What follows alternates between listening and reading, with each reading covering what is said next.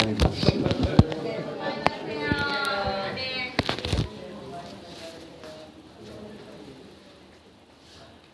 계속 모이다 보니까 새인지 누구네인지 자, 어제 우리 공부한 것 중에 기억 남는 게 있습니까?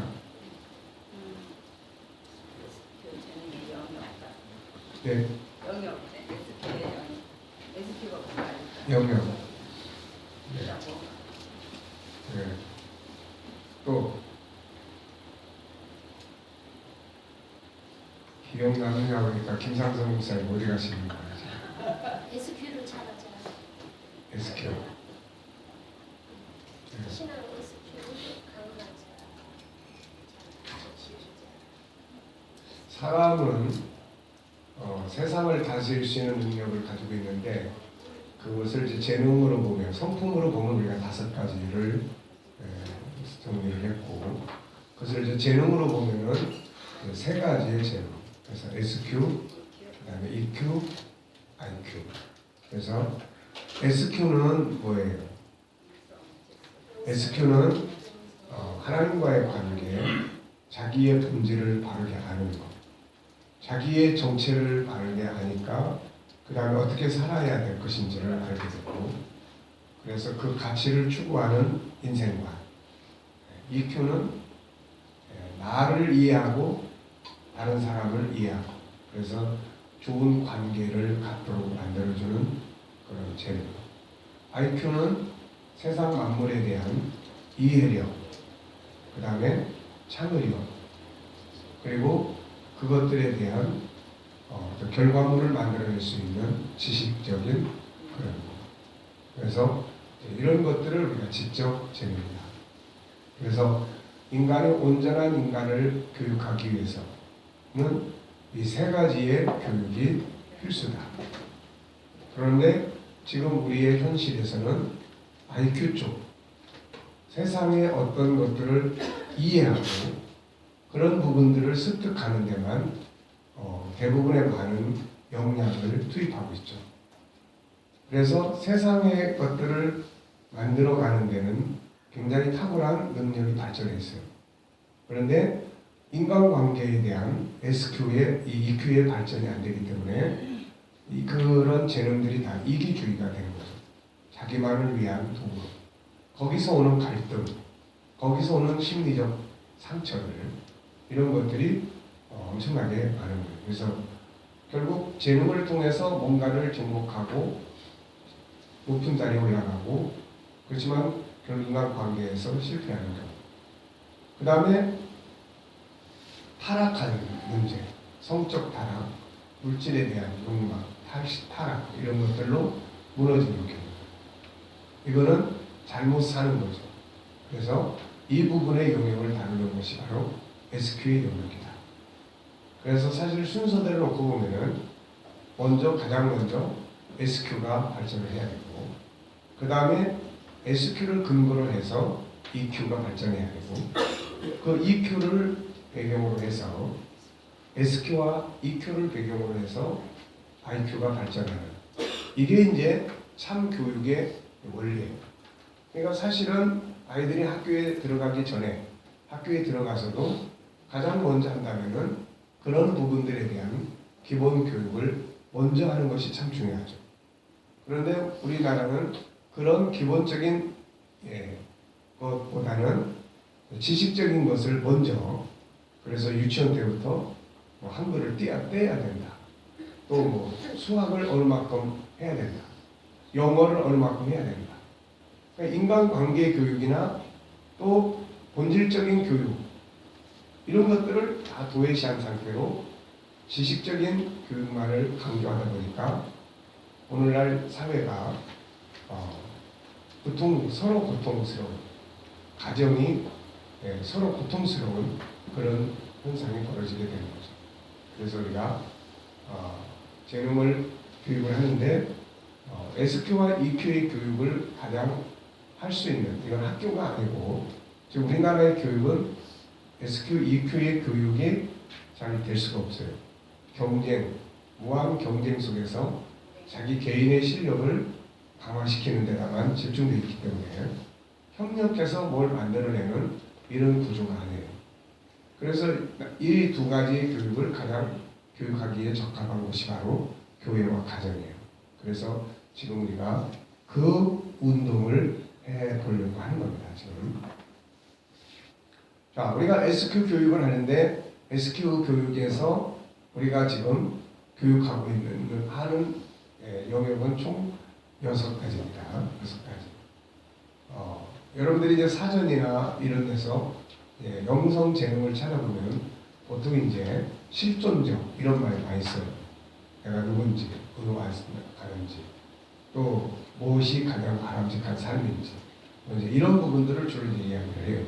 그래서 우리가 그 중에서 꼭 알아야 될 영성 재능에서 꼭 알고 교육하고 훈련해야 돼요. 문제는 이제 이런 것들을 과연 어떻게 피부에 와 닿을 수 있도록 교육이 이루어질 수 있을까?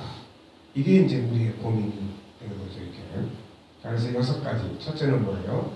신앙 SQ, 하나님과의 관계에 대한 부분. 여기서 이제 가장 핵심은 뭡니까?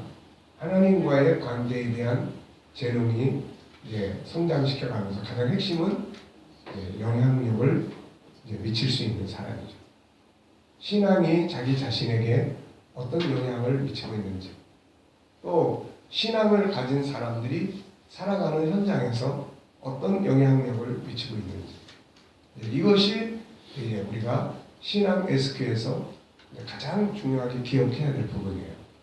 그래서 지금 신앙 교육이 과연 그 교육을 받는 사람들의 어떤 영향력을 사회에서, 학교에서, 아이들 같으면 학교에서, 또 우리 어른들은 직장 내에서 어떤 영향력을 미치고 있느냐. 그게 안 되고 있다면은 이유가 뭔가. 그래서 영향력을 미치는 신앙인으로 하나님과의 관계를 만들어 갈 수 있도록 우리가 교육 시스템을 만들어 가야 되는 과제들이 있는 거죠. 이게. 자, 이 시간에는 이제 두 번째 부분을 우리가 보겠습니다. 두 번째 부분은 정체성에 대한 부분이에요. 정체성. 그래서 나는 누구인가 하는 부분입니다. 본질적 정체성. 여기 정체성은 두 가지로 이루어져 있어요. 하나는 본질적 정체성. 그 다음에 또 하나는 현실적 정체성. 네. 우리가 이제 그동안 당신이 보물입니다. 뭐 이런 글들을 통해서는 항상 이제 뭘 많이 공부했습니까? 본질적 정체성을 많이 공부를 했어요. 물론 이 본질적 정체성을 공부를 해서 여기에 근거한 인생관을 갖고 사느냐가 중요한 거죠. 그냥 우리는 창세자 하나님을 선택했어. 하나님의 형상대로 만들어졌어. 우리는 하나님의 나라를 기업으로 얻게 될 거야. 이거를 개념적으로, 지식적으로 아는 것으로 그쳐서는 이제 이론적 정체성은 공부가 됐지만 이거를 이제 바탕으로 해서 그래서 그 본질적 정체성을 알고 있는 것이 가정생활에, 사회생활에 어떤 영향력을 미치고 있느냐. 그래서 이 책에서 항상 많이 역점을 두고 이야기하는 것은 그래서 그걸 알고 있는 당신이 어떤 영향력을 미치고 있는데 라고 하는 부분이에요. 이게. 자, 1번 본질적 정체성을 이해하기 위한 이제 질문들이 있습니다. 나는 누구인가? 나는 어디서 왔는가? 어떻게 만들어졌는가? 나는 어떻게 살아야 하는가? 나의 존재의 목적은 뭔가? 나는 왜 왔는가? 나는 왜 여기에 있는가? 장차 어디로 가는가? 죽음이라는 게 무엇인가? 이런 것들을 알기 위한 질문들이죠. 이 외에도 자기의 정체성을 찾아가기 위해 다양한 질문들을 할 수 있도록 훈련해보자. SQ 재능 발전의 핵심은 질문을 훈련하는 질문. 나는 누구인가? 애들도 가끔가다 엄마 나는 어디서 왔어? 엄마 그러면 엄마가 뭐라고 합니까? 넌 다리 밑에서 주워왔어. 자, 아이들도 이런 것들을 궁금해할 때가 있습니다. 나는 어디서 왔을까? 그래서 올바른 질문과 올바른 답을 찾을 수 있도록 도와주는 그런 프로그램들이 필요한 거죠. 질문이 질문으로만 끝나면 안 된다. 질문을 통해 답을 찾는 것이 중요하죠. 세상의 철학이나 종교 그리고 기독교의 차이점은 여기에 있습니다. 세상은 자기 스스로 자기의 정체성을 찾아가야죠. 그래서 질문을 하고 많은 고민을 하고 깨달음을 얻으려고 합니다. 그러나 기독교는 질문에 대한 답을 설명하고 있어요. 그 이유는 창조주가 계시기 때문이에요. 그러므로 질문과 함께 성경을 통해 답을 찾으면 되는 거죠. 그리고 이 답을 자기의 정체성으로 믿고 살아가는 훈련을 해야 되는 거죠. 네. 성경은 우리가 찾고 있는 모든 것을 보여주는 내비게이션입니다. 시편 119편 105절 주의 말씀은 내 발의 등이요 내 길의 빛입니다. 자녀들에게도 마찬가지다. 그냥 질문만 가르쳐서는 안 되며 성경에서 그 답을 찾아 살아가는 방법을 가르쳐야 합니다. 인간의 본질적 정체성은 인간 스스로는 찾을 수 없다. 인간은 자기가 존재할 때 그곳에 없었기 때문이다. 이것은 오직 사람을 지으신 하나님만이 알 수 있다. 자동차를 사면 그 안에는 차에 대한 안내서가 있다. 이것을 보고 그 차의 정체성을 알 수가 있죠. 차가 스스로 자기의 정체성을 알 수 없고 차를 만들지 않은 사람들은 역시 생각하고 질문을 통해서만 그 차를 알 수가 없어요. 사람도 마찬가지예요. 자기 스스로 질문만 한다고 알게 되는 게 아닙니다. 성경 속에 답이 있어요. 성경은 창조주의 말씀이기 때문입니다. 그러므로 정체성에 대한 질문을 많이 하되 답은 성경에서 찾고 성령의 감동 안에서 찾을 수 있어야 한다. 그러므로 아이들에게는 정체성을 찾는 질문과 함께 성경이 보여주는 답을 교육해야 한다. 성경이 보여주는 답만 교육하면 남의 이야기처럼 되고 아이가 질문을 통해 성경의 답을 찾으면 자기 것이 된다. 이걸 어떻게 할 거냐는 거예요. 그러니까 아이들에게 성경이 보여주는 답을 우리가 계속 공부시켜요. 그러면 이거는 남의 이야기처럼 돼요. 자기 것이 안 돼요. 물론 들어두면 어느 날인가는 자기 것이 되는 시간이 오죠. 그렇지만은 교육과 함께 아이가 질문을 통해서 그 답을 찾을 수 있도록 만들어 줄 수 있는 교육 프로그램. 이게 이 아이디어가 지금 필요해요. 그래서 하나님이 누굴까? 그 다음에 아이가 하나님을 찾아가도록 만들어 줄 수 있고 나중에 과정 속에서 하나님 이런 분이구나 라고 하는 것을 깨달을 수 있는 이런 것이 필요한 거죠. 이게. 그러므로 질문과 함께 교육이 이루어져야 한다. 가능하면 아이가 정체성의 질문을 하게 훈련하고 그 답을 스스로 성경에서 찾아서 말할 수 있게 한다면 가장 좋은 교육 방법이 된다. 세 번째, 성경이 보여주는 사람의 본질적 정체성. 인간이 자기에 대한 본질적 정체성을 알기 위해 필요한 질문은 다음 세 가지다. 첫째, 존재의 배경. 무엇인가? 나는 어떻게 존재하게 되었는가? 내가 세상에 태어나기 전에 나는 어떤 존재로 있었는가? 내가 세상에 오게 된 배경은 무엇인가? 누가 나를 존재하게 하였는가? 왜 나는 단 하나의 존재로 존재하는 것일까? 이런 질문에 누가 답을 줄 수 있을까? 성경은 이 질문에 분명하게 답을 주고 있다. 우리를 보내신 분이 하나님이시기 때문이다. 내가 어머니의 태안에 잉태되기 전에 나는 어떤 존재였을까? 내 아이가 내 안에서 잉태되기 전에 그는 어떤 존재였을까? 어떤 존재로 있다가 내 안에 온 것일까? 이것은 아주 중요하다. 자기 자신의 뿌리이기 때문이며 오늘을 살아가기 위한 시작점이고 자존감의 근본이기 때문이다. 이 질문은 철학적 주제이기도 하고 종교적 주제 혹은 의학적 사회적 주제이기도 하다. 불교에서는 이것을 알기 위해 이 목구라는 화두를 묵상한다. 이것은 자신이 세상에 오기 전에 어머니의 태안에 잉태되기 전에 무엇으로 있었는가를 알기 위한 질문이다. 이목구에 대한 이야기예요. 뒷페이지로 넘어가겠습니다. 근데 안타까운 것은 아무리 이 목표를 생각하며 도를 닦아도 인간은 결코 이 목표를 알 수 없다는 거죠. 이유가 뭡니까? 내가 존재할 때 그곳에 내가 없었기 때문에 그래요.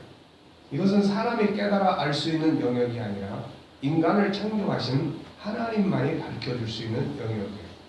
하나님은 성경을 통해 이 사실을 밝혀주셨죠. 우리는 오직 성경을 통해 나 자신과 내 자녀의 존재의 배경을 알 수가 있습니다. 성경이 밝혀주고 있는 존재의 배경은 다음과 같아요. 존재의 배경을 보여주는 말씀 어디죠? 시편 139편 13절로 18절까지의 말씀이에요. 한번 다 같이 읽어보겠습니다. 주께서 내 내장을 지으시며 나의 밑에서 나를 이루셨네. 내가 주께 감사하고 나를 지으시니 심히 기묘하시니 주께서 하시는 일이 기이함을 내 영혼이 잘 알아요. 내가 은밀한 데서 지음을 받고 땅의 깊은 곳에서 기이하게 지음을 받은 때 나의 형체가 주의 앞에 숨겨지지 못하였네.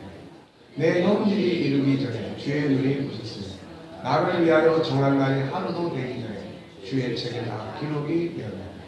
하나님이여 주의 생각이 내게 어찌 그리 보배로우시니 그 수가 어찌 그리 많은지 내가 세려고 할지라도 그 수가 모래보다 많도소이다.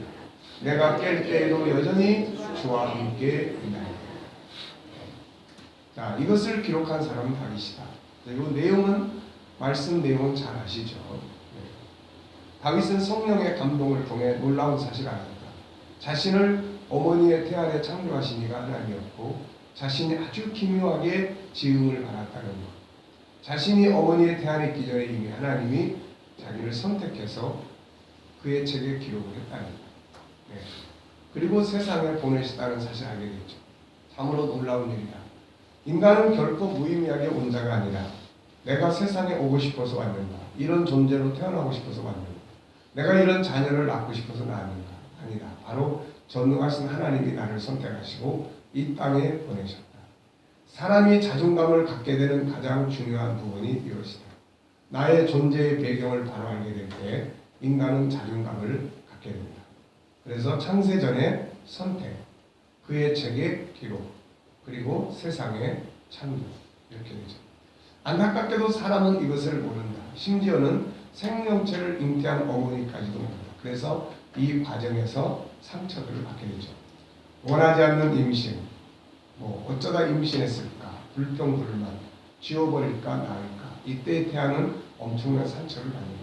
이런 상처들이 사회나 타인에 대한 반감이나 우울증이나 존재 가치에 희박한 부분을 나타내요. 그래서 성경이 보여주고 있는 존재의 배경을 잘 알아야 합니다. 그리고 이것을 받아들여야 해요. 나를 존재케 한 배경이 어머니가 아니고 하나님이기 때문이며, 부모는 나를 세상에 보내신 이는 가장 존귀한 목적을 가지고 세상에 보내셨죠. 이것을 바로 알고 받아들일 때 존재의 가치를 알 수 있고 그런 상처들이 치유될 수 있으며 삶의 자신감을 갖게 됩니다. 아름답고 위대한 삶은 이것을 배경으로 출발해요.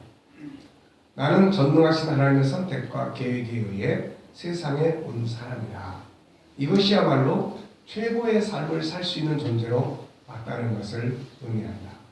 전능하신 하나님의 단 하나의 선택에 의해 왔기 때문이다. 이것을 성경을 통해서 자기가 스스로 발견하는 사람의 느끼는 감정과 공부를 통해서 전해 듣는 사람의 감정은 굉장히 큰 차이가 있게 되는 거죠.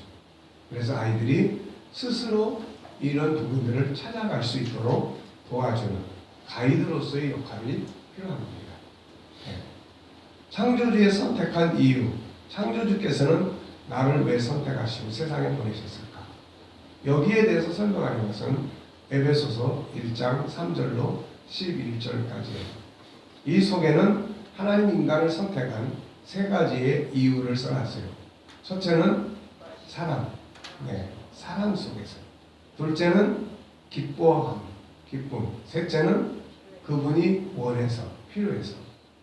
하나님은 아무렇게나 혹은 어쩔 수 없이 나나 내 자녀를 선택하신 것이 아니라 사랑하셔서 기뻐하심으로, 그리고 필요해서 그분이 원해서 나를 선택하시고 세상에 보내셨다.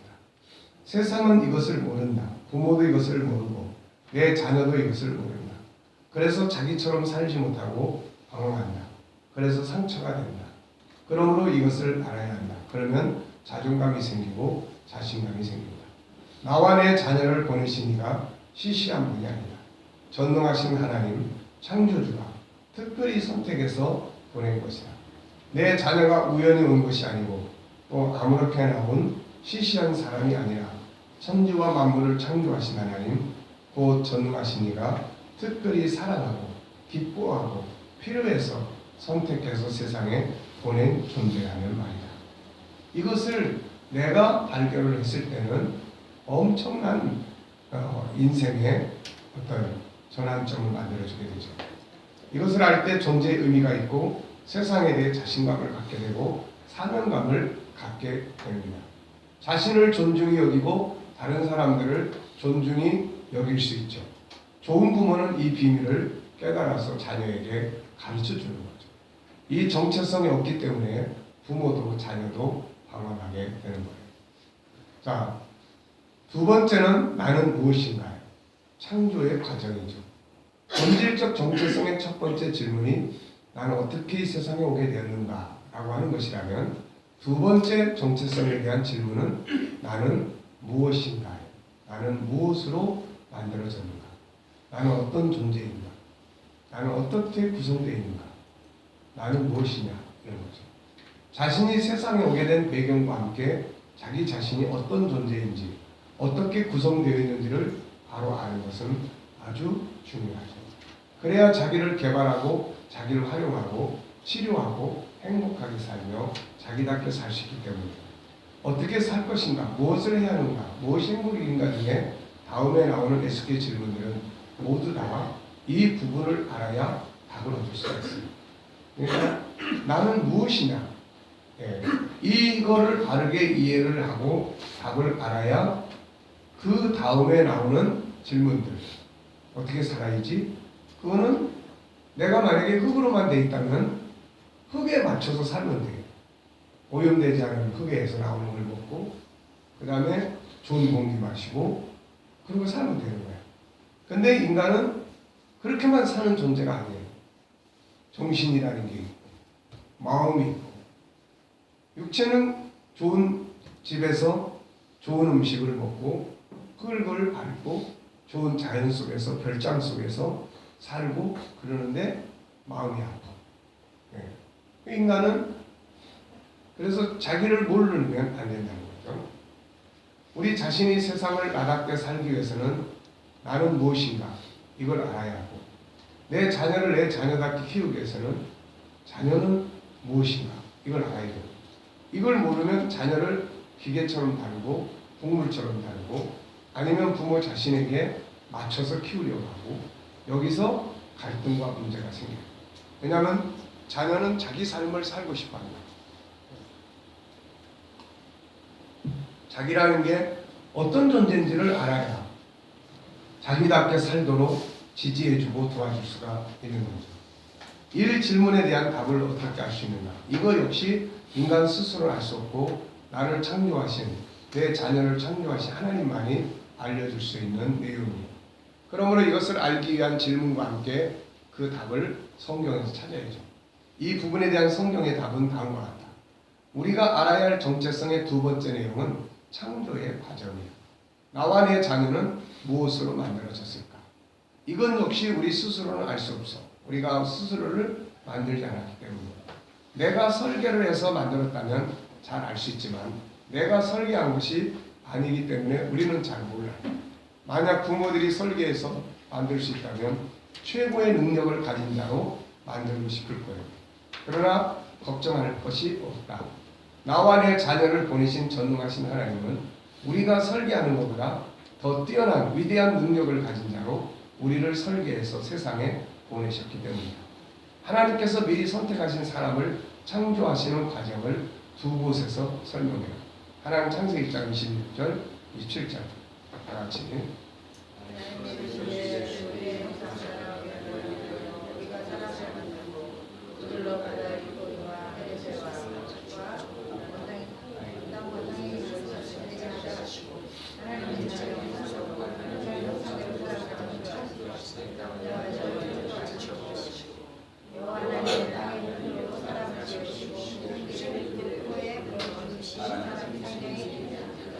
인간은 두 가지의 모습으로 구성되어 있죠. 첫째는 창세기 1장 26, 27절에 기록된 대로 하나님의 형상으로 만들어졌고, 또 하나는 창세기 2장 7절에서 말씀하신 대로 흙으로 이루어져 있습니다. 하나님의 형상은 영적 존재, 정신세계, 흙으로 이루어진 건 육체예요. 여기서 중요한 것은 하나님의 형상이라는 말이죠. 이 말은 우리가 하나님을 닮은 존재라는 말이에요. 나와 자녀가 부모를 닮으면 천재일까? 아니면 하나님을 닮았을 때 천재일까? 사람들은 자신의 자녀가 세상에서 위대한 사람들을 닮으면 좋겠다고 합니다. 하지만 신을 닮은 자녀보다 더 위대한 자녀는 없는 거죠. 당신은 당신 자신에 대해 그리고 당신의 자녀에 대해 어떤 인식을 가지고 있는가? 이제부터는 뭘 가져요? 자신감을 가져도 된다. 자신감, 자존감, 자부심, 이 모든 것은 우리 인간이 신을 닮은 존재라는 데서 있는 거예요. 자, 당신과 당신의 아이는 전능하신 하나님을 닮은 존재이기 때문에 당연히 자신감을 가져야 되는 거죠. 하나님은 나와 내 자녀를 자기를 닮은 존재로 만드셔서 세상에 보내시면서 다음과 같은 말씀을 했습니다. 자, 창세기 1장 28절. 하나님이 그들에게 복을 주시며 하나님은 그들에게 이르시되 땅을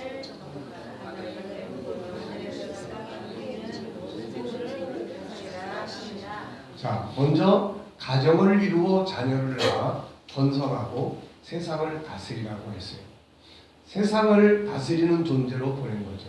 그래서 나와 내 아이 속에는 하나님을 닮은 성품, 특징들이 있는데 이것이 세상을 다스릴 수 있는 천재적 능력들이죠. 나와 내 자녀가 단순히 흙으로만 만들어져 있다면 동물성밖에 없는 거예요. 세상을 다스리는 나와 내 자녀가 존귀한 가치와 천재적인 능력, 세상을 이끌어갈 수 있는 능력을 가지고 있다는 것은 얼마나 놀라운 일인가.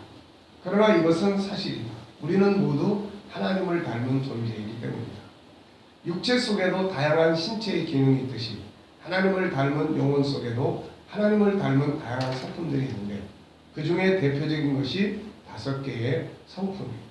그리고 이 성품 안에는 세부적인 보물들이 들어있죠. 자, 첫째는 유일성. 하나님은 한 분이기 때문에 이 하나이신 그분의 성품을 우리에게 주셨어요. 그래서 우리 인간도 하나씩만 있는 거예요. 이 안에 3가지의 특징이 있죠. 첫째, 존귀함. 존귀하게 인정받고자 하는 본능이 들어있어요. 존귀하게 여길 줄 아는 능력을 길러야 돼요. 존귀하게 여기는 능력을 길러야 됩니다.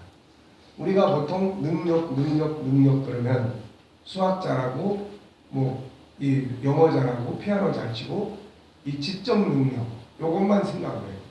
그런데 요즘에는 옛날하고 달랐어요.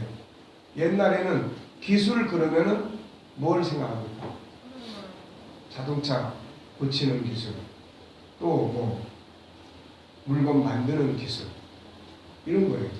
그런데 근래에 와서는 기술이라는 말을 다른 영역에서도 많이 써요. 우리가 어떤 물질적 물건 말고 기술이라는 말을 사용하는 것들이 뭐가 있습니까? 뭐가 있습니까? 네, 언어 기술. 그러니까 경청의 기술. 그 다음에 질문의 기술. 지금은 그런 게 다 기술이에요. 또 옛날에는 힘 그러면 육체적 힘만 생각했어요. 그래서 근력 강화 이런 말. 근데 요즘에는 어디다 뒀습니까? 그런 말을. 창의력. 네. 창의력이 뭐예요? 생각하는 기능, 능력이에요. 생각하는 능력. 네. 또 뭐가 있습니까? 예? 독서력. 네. 독서하는 능력. 네. 그러니까 요즘에는 정신적인 세계에서 벌어지는 일들을 많이 능력, 기술 이렇게 표현해요. 자, 어느 것이 더 돈을 왕창 벌죠? 육체적인 것이 돈을 더 많이 법니까? 정신적인 것. 그렇죠. 그런 시대를 우리는 살고 있는 거예요. 네. 그러니까 그런 부분 그러면 우리는 5가지 성품이에요. 그러니까 존귀하게 여길 줄 아는 능력을 길러요. 네, 존귀력. 길러야 돼요. 예. 내가 존귀하게 인정받으려고만 하지 말고 다른 사람을 존귀하게 여기는 능력. 내가 가진 시간을 존중히 여길 줄 아는 능력. 내가 하고 있는 일에 대해 일을 존중히 여길 줄 아는 능력. 이걸 길러야 돼요. 그러면 내가 존중히 여길 줄 아는 능력을 그 업무에 활용을 하면 그 업무는 순종하는 거예요. 다스릴 수가 있는 거예요. 그래서 이런 사람과의 관계도 저 사람을 존중히 여길 줄 아는 능력, 이런 걸 키워야 되는 거예요. 그래서 이게 바로 세상을 다스리는 능력이다. 둘째는 뭐예요? 이제 모양의 다양성. 이 안에 들어있는 기능들을 잘 사용하는 능력을 길러야 되는 거예요. 이제 이 안에 들어있는 다양성 속에 들어있는 이런 기능을 사용하는 능력을 키워야 되는 거예요. 네. 그러니까 뭐 능력 그러면은 자꾸 외부적인 데서만 생각할 게 아니라 성품 속에 들어있는 요 능력들을 기르는 훈련을 해야 된다. 그래서 서로 다름의 특징, 각자가 가지고 있는 자기의 장점 찾아서 키워서 쓰는 능력, 주인 의식을 갖는 능력, 네. 주도적인 삶을 살아가는 능력, 리더십을 가질 수 있는 능력, 서로 협력하는 능력. 네. 서로 협력을 한다면 인간관계가 굉장히 좋아지고 리더십을 감당할 수가 있어요. 리더가 될 수가 있어요. 네, 협력, 파트너십, 이런 것들은 세상을 다스리는 다 능력이 여기서 나오는 거예요. 여기서. 그러니까 이런 것들을 우리가 단순하게 보면 안 되고 내 안에 세상을 다스리기 위해서 주어진 능력인데 이거를 찾아서 이거를 개발하고 이걸 훈련하는 거예요. 이게 필요한 거예요. 이게. 네. 그러면 이제 내가 협력 뭐예요 이거? 서로 합쳐지는 힘을 얼마큼 가지고 있냐는 거예요. 네. 그러니까 자기밖에 모르는 이기주의적인 걸 가지고는 결국 자기도 손해 본다는 거죠. 그래서 이런 세 번째는 재능이에요. 여기서 세상을 다스릴 수 있는 능력. 그래서 SQ, EQ, IQ 이거를 이제 개발을 하는 거죠. 자, 인격성 안에 3가지의 내용이 들어있죠. 자, 생각의 기능, 창의력, 생각하는 기능, 기억력, 네, 이런 거. 그러니까 생각의 기능을 활용하는 이 능력을 키워야 돼요.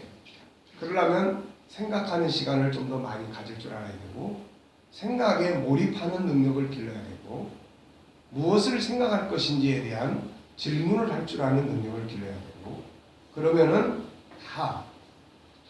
자, 여러분, 네, 어쨌든 우리가 이런 내용들이 다 어디서 나오고 있어요? 지금 생각 속에 다 나오고 있어요. 이게 참 놀라운 일 아닙니까? 그러니까 지금 당장은 제가 SQ, 그 다음에 EQ 이거를 정리하기 위해서 엄청난 고민을 했어요.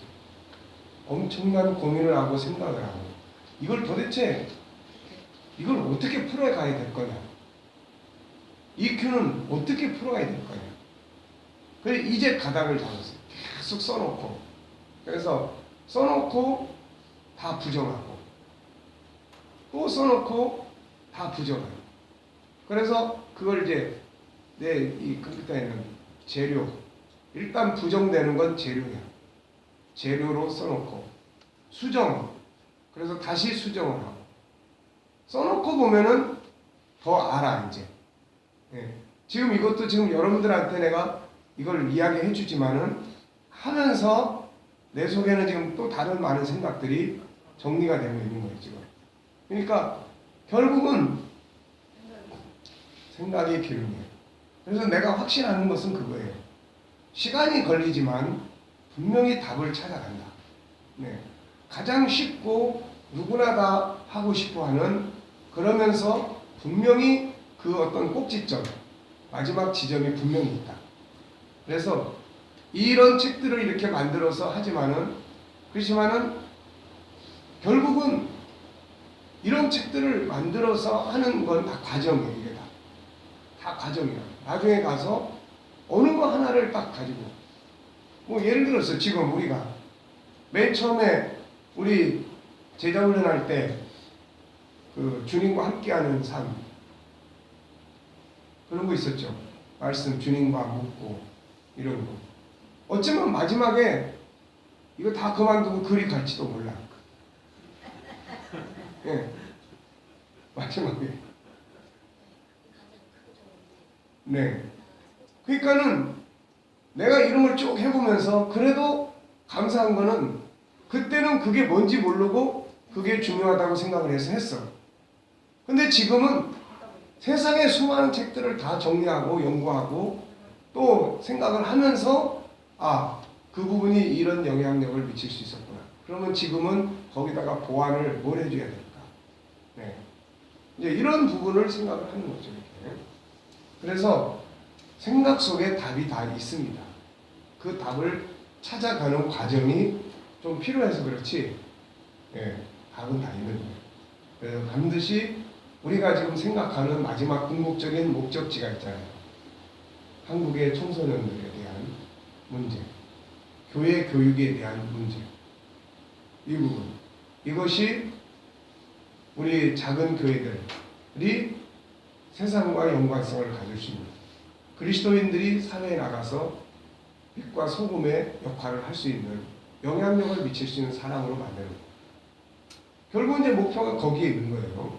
그런 역할들이, 그런 것들이 쉽게 재밌게 만들어질 수 있다면은 사람들은 그거를 배우려고 할 거고, 그런 현장을 보고 싶어 할 거고, 그 현장에 있는 사람들은 영향을 받게 될 거고, 이것이 결국 기독교의 가치를 새롭게 높여줄 수 있는 거고, 수많은 청소년들의 문제를 풀어갈 수 있는 하나의 어떤 새로운 방법이 될 수 있을 거고, 지금 사회는 온통 그거 찾으려고 지금 고민하고 있지 않습니까? 지금.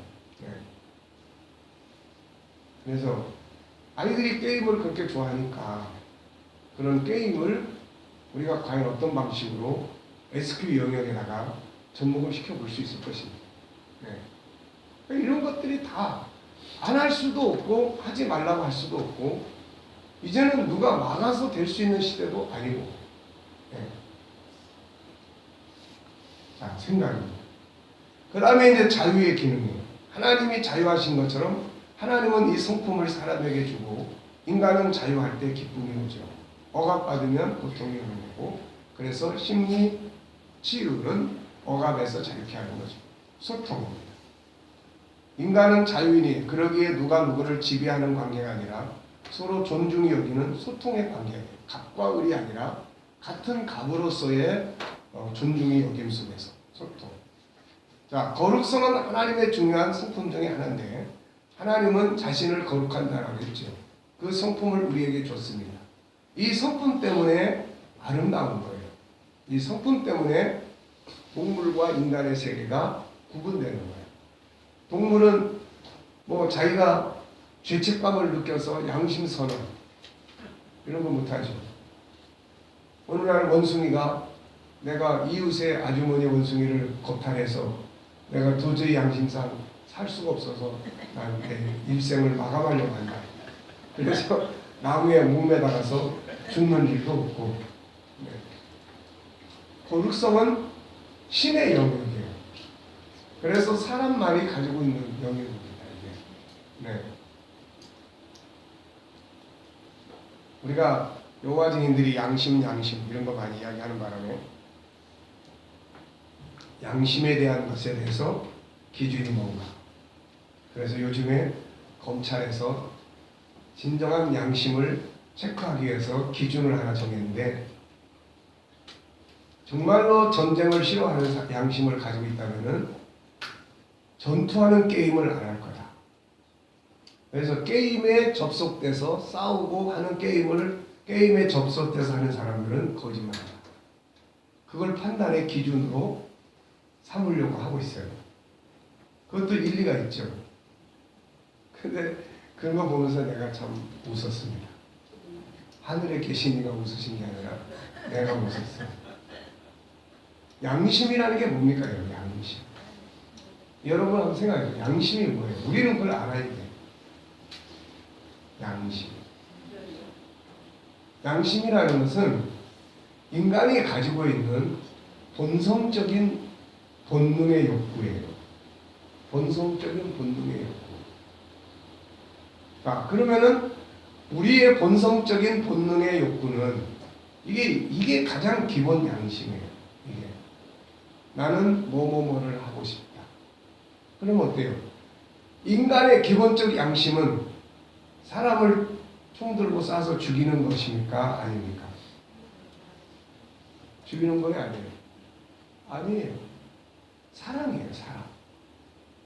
그러니까 이 기본 양심에 따라서, 그러면 이 판사든 대법원에서도 그런 걸 이야기했는데, 판사든 누구든 간에 이 안에 들어있는 하나님의 창조의 형상을 이해를 하면 양심이 뭔지 알 수가 있어요. 그거는 우리 안에 깔려있는 기본적인 본능의 욕구예요. 그래서 사람은 기본적으로는 다 평화주의자입니다. 다 평화주의자. 거기에 근거하면 아무도 군대 갈 사람이 없어요. 아무도. 그러면은 지금 이제 가지고 있는 양심은 뭐냐? 이 기본 양심 외에, 위에 또 하나의 삶의 현장에서 만드는 양심이 있는데, 그게 뭐예요? 공익성이에요, 공익성. 모든 사람이 함께 공동체를 이루어 살아가는 속에서 그 공동체의 삶을 나는 안 하겠다. 이거는 비양심적인 거고. 그래, 나는 하기 싫지만 그래도 공동체에, 내가 속한 공동체를 지키기 위한 이 기본적인 약속을 지키려고 하는 거. 이게 양심이에요. 이게. 뭐 하기 싫다. 기본적인 양심대로 하면은 안 되죠. 그래서 요즘에 이제 다행히 양심이라는 말을 바꿨어요. 그래서 종교적 신념에 의한 이제 군대 안 가는 거, 이런 거죠. 그랬더니 또 그 사람들은 그게 또 마음에 안 들어가지고 우린 양심에 의한 거지 종교에 의한 게 아니다. 근데 이 양심이라는 게 영향을 받는 거예요. 어떤 종교를 가지고 있으면 종교의 영향을 받아요. 기본 양심에 누군가하고 같이 움직이면 그 영향을 받아서 그게 제2의 그 사람의 양심이 되는 거예요. 신념이 되는 거예요. 그래서 종교적 신념. 그래서 나도 우리 교회 청년들 중에 군대 가기 싫은 놈들이 있으면 야, 너도 그렇게 해라. 지금 그러려고 해요. 왜냐면 어차피 종교적 신념에 의해서 살인하지 말라고 하셨으니까 나도 싫다 이거. 네. 이때까지는 이런 공익적인 이것 때문에 어쩔 수 없이 제2의 양심을 따라 내가 이렇게 했지만, 이제 이런 종교적 양심을 따라 행동한다 그러면 내가 가진 종교의 기본 틀은 살인하지 말라 하는 거다. 그래서 살인하는 일에 난 참석하고 싶지 않다. 그래서 양심을 이제 공부할 사람들은 우리한테 와서 이렇게 때문에 성품 공부를 좀 해야 돼. 그러면 기본 양심, 그 다음에 제2의 영향을 받는 그런 양심. 사실 저는 그때 당시에 저는 이제 군대를 안 가도 되는 사람이었어요. 그 상황이. 근데 그때 내 양심은 뭐였냐면은 딴 사람들 다 가는데 내가 안 가는 게 좀 이게 걸려. 그래서 그냥 간다고 쓴 거예요. 그러니까 이게 참 얼마나 웃기는 이야기입니까 이게. 네. 아니 그러니까 어쨌든 딴 사람에 대한 공익적인 이 양심이죠 이게. 그러니까 자 어쨌든 이 거룩성은 바로 그런 기능에 그 속에 들어있는 죄와의 관계에서 가장 중요한 영역이에요. 그래서 하나님과의 관계를 강화시키는 이거를 보고 뭐라고 해요? 영역이라고 해요. 영역. 거기도 력자가 들어가요. 영역. 전에 우리 어느 집사님이 가끔가다 꼭 나보고 지방에서 근무하면서 와서 기도를 해달라고. 아니 집사님이 기도하면 되지 왜 나를 꼭 오라고 해서 하냐 했더니 목사님의 기도가 영역이 나보다 더 있기 때문에. 네. 그러니까 하나님과의 관계를 강화시키면 영역, 힘이 생기는 거예요. 이게. 그래서 이걸 재능의 영역에서 우리가 다루는 거죠. 그 다음에 이제 둘째는 여기요. 저는 그거 제 집에 그제 보면서 예. 딱 들어오기 거룩성 속에 이거 영성 이 하나님과 관계에서 오는 목사님께서 얘기했던 승천천이 아들 그다음에 하늘의 영역으로 가는 이쪽에서 이 말이 영성의 재능이 흘러 들어오면서 재능 쪽으로 가야 하는구나 그렇게 생각하고 왔거든요. 근데 지금 책 보면은 재능의 이름에서 아직도 SQ를 나눠 버리니까 이 거룩성 속에서 나오는 그 영성을 생각했던 좀 다르니까 이걸 어떻게 좀 어떻게 매치시키는 문구가 하나 좀 있어요. 괜찮을까라는 생각이 들어요. 이제 이거를 이제 이쪽에서 이제 SQ, EQ, SQ로 이렇게 나누는 거는 사회와의 접근성 때문에 그래요. 세상하고 접근성. 세상하고 접근을 하기 위해서는 우리가 하나님과의 관계를 강조하기가 힘들어요. 그런데 재능의 영역에서는 다룰 수가 있어요. 그래서 이제 이렇게 분류를 하는 거예요. 그러니까 원래는 성품대로 공부를 해야 돼요. 성품대로. 그런데 재능이라고 하는 걸 통해서 좀 더 사용 용도가 서양 사람들하고 신앙이 정말 중요한 하나의 재능이구나, 개발해야 될 재능이구나라는 것을 좀 인식시켜서 아이들을 그래도 교회에 보내줄 수 있는 이런 걸 위해서 이제 분류를 하다 보니까 여기서 다르게 돼요. 실제로 이런 부모들이 있어요. 전에 어느 부모가 젊은 엄마가 교회를 안 다니던 사람이 교회를 왔어요. 그래서 왜 오셨습니까? 그랬더니 아이 때문에 왔다는 거예요. 세상이 자기들이 보기에도 너무 악한데 그래도 기독교 교회 교육을 받으면 좀 낫지 않을까 싶어가지고 왔다는 거죠. 이게. 그러니까 그런 부분들을 조금 더 세상에 이해시키고 하기 위해서는 우리가 재능의 영역으로 다루는 것이 좀 필요합니다. 그 다음에 이제 성품의 영역이에요. 성품. 그래서 이 성품 하나하나가 사실은 이게 능력이죠. 이게 성품 하나하나가 질서를 지킬 줄 아는 그런 능력, 다른 사람을 세워줄 줄 아는 능력. 이게 전부 다 능력이에요. 인간관계를 좋게 하는 능력이죠. 또 자기 관리를 잘할 줄 아는 능력, 온유할 줄 아는 힘. 그래서 EQ에서 이제 이 성품을 간략간략하게 정리해서 다시 살펴봅니다. 왜냐하면 죄성, 우리의 내면의 세계를 방해하는 상한 감정을 만드는 것 중에 하나가 바로 이 죄성이에요. 죄성을 이기려면은 하나는 반대의 의로운 성품을 키워야 되고 또 하나는 성령의 감동이 필요하고 하나는 예수의 십자가로 죄 문제를 해결할 수 있는 그런 능력을 길러야 돼요. 이게. 그렇지 않으면 지은 죄를 항상 가책을 하고 학대를 하면서 살아야 돼요. 그래서 하나는 죄를 이길 수 있는 힘을 키우는 거고 하나는 성령의 감동 안에서 죄성을 극복하는 거고 하나는 십자가 안에서 죄 문제를 해결하는 거죠. 그 다음에 이제 세 번째가 컨설팅의 능력이에요. 컨설팅, 회계의 능력이죠. 그래서 분석하고 좋은 올바른 것들 찾고 잘못된 것들을 분석해서 올바른 길을 걷게 하는 것이죠. 자, 그 다음에 이제 사랑성은 채우는 것과 나눔. 영원성은 영원성의 본능을 하나님 인간에게 주셨는데 이 안에는 뭐가 들어있습니까? 이제 오늘을 아름답게 살게 하고 다가오는 내일을 준비하게 하는 거죠.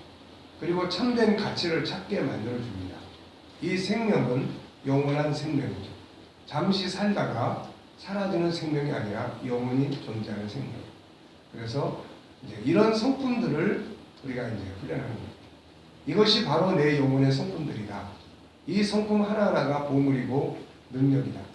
이 성품 하나하나를 개발하고 훈련하면 세상을 다스리게 된다.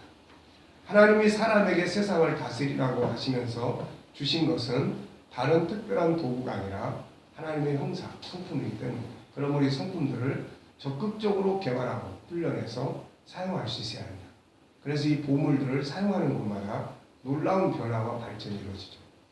자, 세 번째는 궁극적인 목적. 나와 내 자녀가 세상에 존재하는 궁극적 목적은 뭘까? 잠시 살다가 사라지는 존재인가? 아니면 영원히 살도록 창조된 자일까? 일회용 도구인가? 영원히 존재하는 도구인가? 어떤 존재가 되기를 바라는가? 성경은 우리 자신 그리고 내 자녀들의 생명이 잠시 있다 사라지는 생명이 아니라 영원한 생명이라고 설명하고 있다. 여기에 진정한 가치가 있다. 자, 그래서 선택과 계획, 세상에 보내심, 영원한 삶. 세상에 온 것도 중요하지만 아름답게 살아온 삶이 끝난다는 것은 얼마나 슬픈 일인가. 성경이 보여주는 인간의 생명은 끝나는 생명이 아니라 영원한 생명이다. 이것을 영생이라고 부릅니다. 성경은 이 사실을 분명하게 설명합니다. 성경이 보여주는 우리의 미래는 놀랍다. 우리가 이 땅에 존재하는 배경은 하나님의 사랑의 선택과 계획이 있기 때문이며 우리가 이 땅에 존재하는 목적은 살다가 죽음으로 끝나는 게 아니라 영원한 영생을 누리기 위해서다. 이것이야말로 오늘의 삶이 보람있고 의미가 있으며 또 가치가 있고 아름답게 살아야 할 이유이기도 하다. 세상의 모든 것은 쓰다가 회품 처리된다. 그러나 인간은 회품 처리되는 것이 아니라 업그레이드되어 영생의 삶을 누리게 된다. 네. 자, 네 번째. 그래서 사람은 시시한 존재가 아니라 사람은 결코 시시한 존재가 아니다. 전능하신 하나님에 의해 선택되어 역사 속에 단 한 사람으로 세상에 온 사람. 전능하신 하나님, 창조주 하나님의 형상을 가지고 온 사람. 그 아래 하나님을 닮은 성품을 가지고 만물을 다스리신 능력을 가진 사람. 잠시 있다가 사라질 존재가 아니라 영원히 천국에 살게 될 영생의 사람. 세상에 이런 존재는 없다. 인간은 결코 시시한 자가 아니다. 그래서 예수님이 뭐라고 했습니까? 한 사람의 생명이 온천하보다도 귀하다. 이렇게 말씀한 거죠. 이제 중요한 게 뭔가? 이런 정체성을 가지고 세상을 살아야 한다. 세상의 잘못된 물질 문명, 낙욕 방식, 인본주의 등의 가치들로 인한 정체성을 가져서는 안 된다. 성경이 말씀하고 있는 참된 정체성을 가지고 살아야 된다. 이것이 행복의 비결이고 인생 성공의 비결이다. 그리고 이 사실을 우리 자녀들에게 바르게 알려줘야죠. 그래서 세상을 자신 있게 올바르게 살 수 있는 겁니다. 올바른 정체성이 올바른 삶을 만들기 때문에 자녀들의 정체성을 바로 알게 해주는 것은 그를 키우는 부모가 해야 할 가장 중요한 일이고 사명이다. 우리가 사회교육에다가 아이를 보내놓으니까 아이는 어느 날 뭐가 돼서 자기 정체성이 뭘로 바뀝니까? 예, 이 원숭이의 후손으로 정체성이 바뀌어버려요. 그렇게 하나님의 자녀라고 이야기했는데 그런 정체성으로 바뀌어가지고 이제 방황하기 시작하는 거예요. 예, 그래서 이런 올바른 정체성에 대한 교육이 필요하다. 정체성에 미치는 영향은 무엇인가? 이게 이제 중요한 거죠. 중요한 것은 이 본질적 정체성이 자신과 그리고 다른 사람에게 어떤 영향력을 미치고 있는가. 다음의 질문을 훈련하자. 자, 나의 본질적 정체성 세 가지는 무엇인가? 존재의 배경, 창조의 과정, 존재의 궁극적인 목적. 이 본질적 정체성이 나에게 어떤 영향력을 미치고 있는가? 아무런 영향력을 못 미치고 있다면 아직 이론 지식은 아는데 그 말씀이 내 영혼 속에서 확실성을 갖지 못하고 있는 거예요. 네. 나의 본질적 정체성이 다른 사람들에게 삶의 현장에 어떤 영향력을 미치고 있는가? 자, 어떤 영향력을 미쳐야 한다고 생각을 하는가? 자, 여섯 번째는 자기의 정체성 인식하기. 자, 첫째는 매일 자기 정체성에 대해서 질문하는 훈련을 하자. 나는 누군가? 나는 어떤 사람인가? 두 번째, 거울을 보면서도 나는 누구지? 질문하고, 그 다음에 이제 뭐해요? 말씀을 통해서 듣고 배운 자기 정체성을 확인하는 거예요. 그게 뭡니까? 나는 하나님의 선택을 받고 세상에 온 존귀한 사람이다. 두 번째는 나는 하나님을 닮은 세상을 다스리는 능력의 사람이다. 내 안에는 하나님을 닮은 세상을 다스리는 5가지 성품이 있다. 유일성, 인격성, 거룩성, 사랑성, 영원성을 살리라. 네.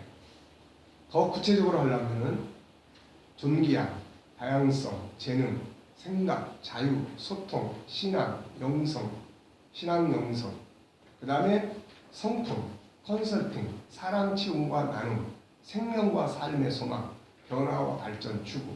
이것이 5가지 성품을 가진 사람들이 추구해야 될 삶의 부분들이에요. 존재의 궁극적 목적, 나는 천국의 시민이요 백성이라 천국인답게 살자. 소망하고 감사하고. 자, 1번 질문해 보십시오. 시작. 나는 누구인가? 나는 어떤 사람인가? 아침마다 이 질문을 거울 앞에서 해보시라고. 다시 한번 시작. 그 다음에 이제 정체성을 우리는 알아요. 이 정체성을 이제 한번 외쳐보세요. 존재의 배경. 시작. 창조의 과정.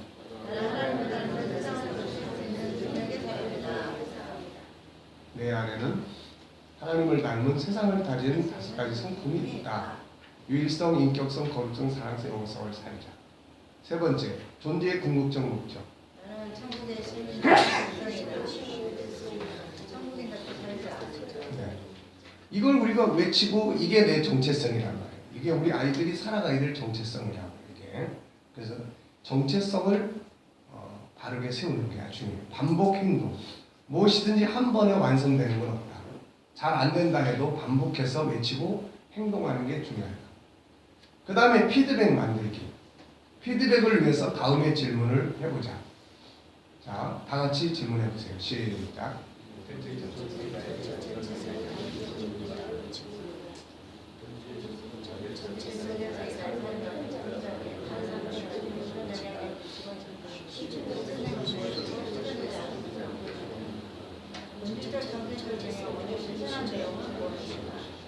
네.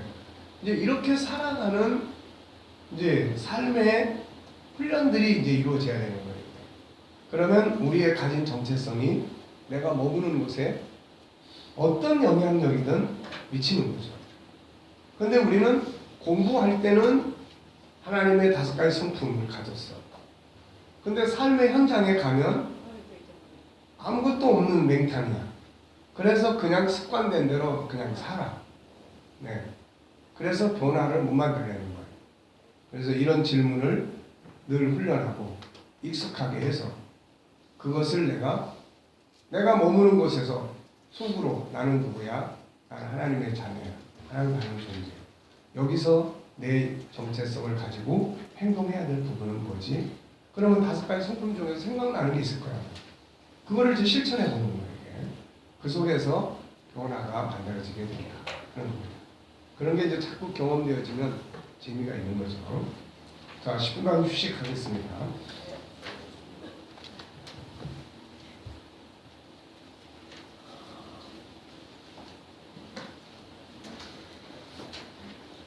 여태까지 이거 녹화 안 해놓고 그냥 했네요. 네, 그걸 내가 이거를 안 올려놓고